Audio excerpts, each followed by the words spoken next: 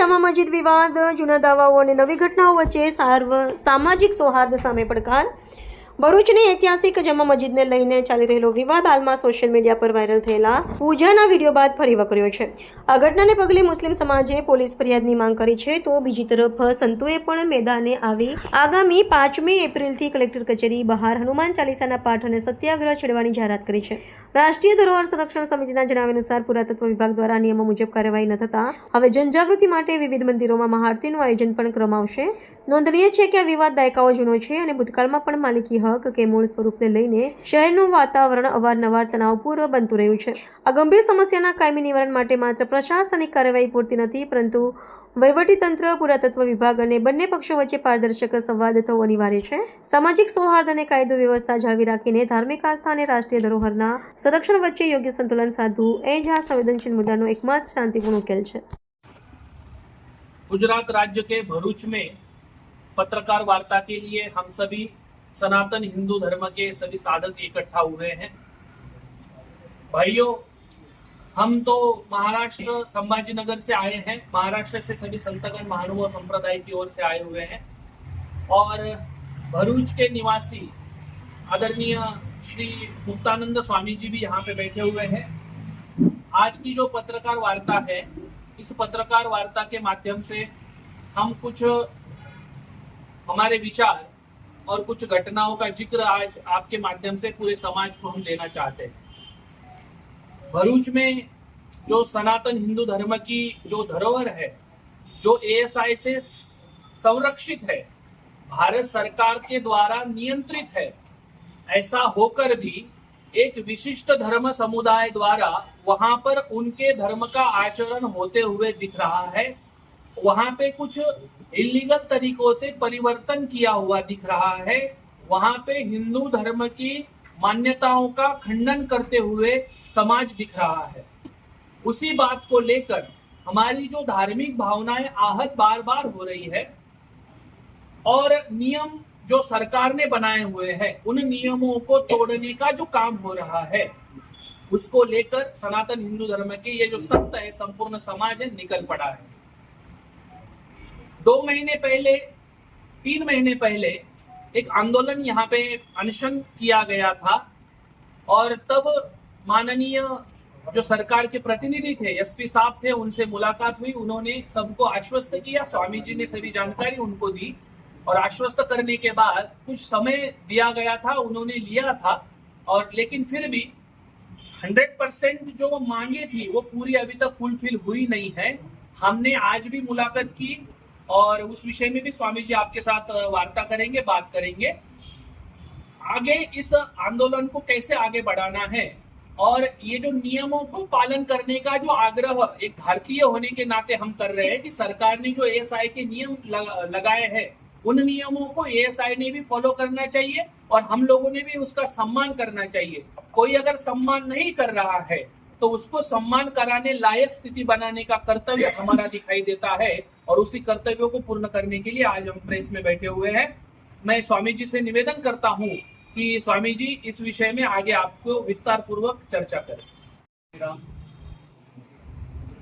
आप सभी पत्रकारों का हार्दिक स्वागत है. आज का ये पत्रकार परिषद का आयोजन आप सभी लोगों को विदित है. पिछले कई समय से भरूच में चल रहे एक प्रश्न के संदर्भ में. प्रश्न यह है कि भरूच में एक राष्ट्रीय धरोहर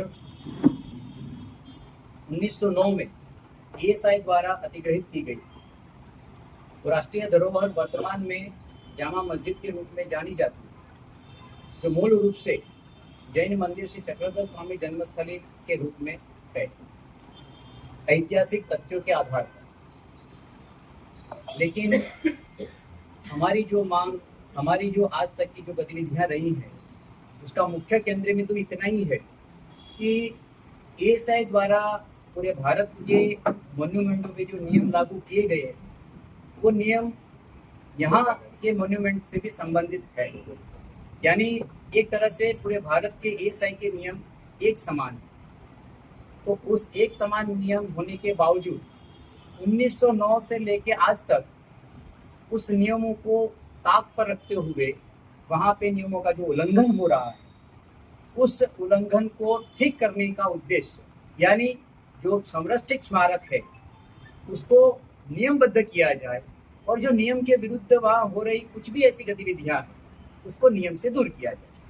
यही मुख्य उद्देश्य के साथ हमारी अभी तक की जो गतिविधियां, प्रक्रिया, कार्यक्रम रहे हैं वो है।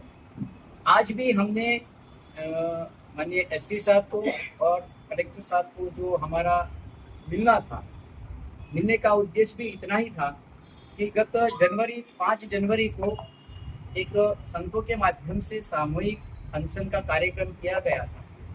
उस अनशन में जो माननीय एसपी साहब की अध्यक्षता में एक वार्तालाप हुआ, उसमें एएसआई के कर्मचारी भी उपस्थित थे, और उस उपस्थिति में जितने भी मुद्दों पर चर्चा की गई, उस मुद्दों पर चर्चा के बाद एक समय मर्यादा तय की गई, और इस समय मर्यादा का कल यानी पिछली कल 5 तारीख को 2 महीने अवधि जो तय की थी वो पूर्ण हुई। इसलिए एक बार फिर उनसे मिलना और अभी तक जो गतिविधियां, जो बदलाव या जो कुछ भी नियम के विरुद्ध हो रही बातें थी उसको हटाना, दूर करना, उसको ठीक करना, वो बातें करने के लिए एक बार हम प्रशासनिक और वहीवटी अधिकारियों को मिलना रखा था। और आपको भी हमने आमंत्रित इसीलिए किया गया था कि आपकी जानकारी में भी, क्योंकि आप भी सारी गतिविधियों के साथ हैं, समाज को भी इस विषय की अवगत होना चाहिए। आने वाले समय में 2 प्रकार की चीज़ों का हमने थोड़ा विचार किया है। जो अनशन हमने स्थगित किया था, जो हमारी सहमति के आधार पर, वो अनशन अभी 1 महीने के कार्यकाल दरमियान, क्योंकि आज जो बातें हुई है उससे एक फलित होता है कि आने वाले समय में उस विषय में प्रशासनिक व्यवस्था और अन्य व्यवस्थाओं को कहीं ना कहीं कुछ करने का उन्होंने जो गति दिखाई है, तो उससे हमें कोई आपत्ति नहीं है। ये जो पूरा विषय है, कहीं ना कहीं लोग हिंदू मुस्लिम की व्यवस्था में ले जाने का चेष्टा कर रहे हैं। मूल रूप से ये न हिंदू का विषय है, न मुसलमानों से संबंधित विषय है, न किसी का विरोध का है, न किसी को स्थापन करने का विषय है। ये विषय मूल रूप से नियम से संचालन और संरक्षण करने का विषय है। राष्ट्रीय धरोहर को, जो सर्व की साझी धरोहर है, उसको कैसे संरक्षित किया जाए, नियमबद्ध किया जाए, यही उद्देश्य है।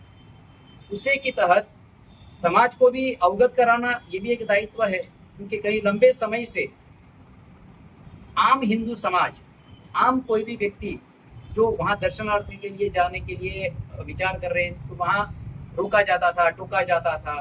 तो भय का माहौल रहने के कारण लोगों तक भी कहीं ना कहीं ऐसी भ्रमणा है कि वहाँ जा सकते हैं कि नहीं जा सकते। तो पिछले जो भी कुछ समय में गतिविधियाँ हुई है, उस कारण जो बदलाव हुआ है, तो उस बदलाव से जो माहौल बदला है, वहाँ की जो व्यवस्थाएं सुधार हुआ है, तो उस स्थिति को भी हमें समाज तक पहुँचाना इतना ही जरूरी है, जिससे समाज किसी अन्य प्रकार के भ्रम में न आए। तो मूल रूप से ये बात और ये विषय, ये राष्ट्रीय धरोहर के संरक्षण का और उसका नियमबद्ध संचालन और संरक्षण किया जाए, उस उद्देश्य है।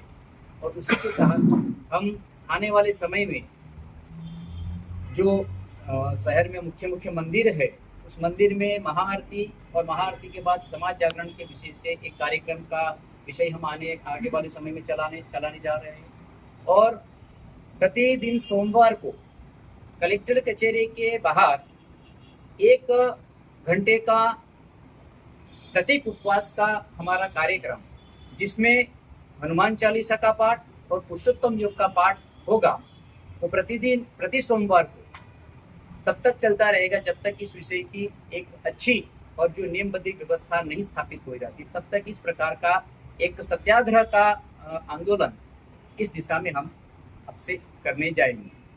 तो आपके माध्यम से फिर से एक बार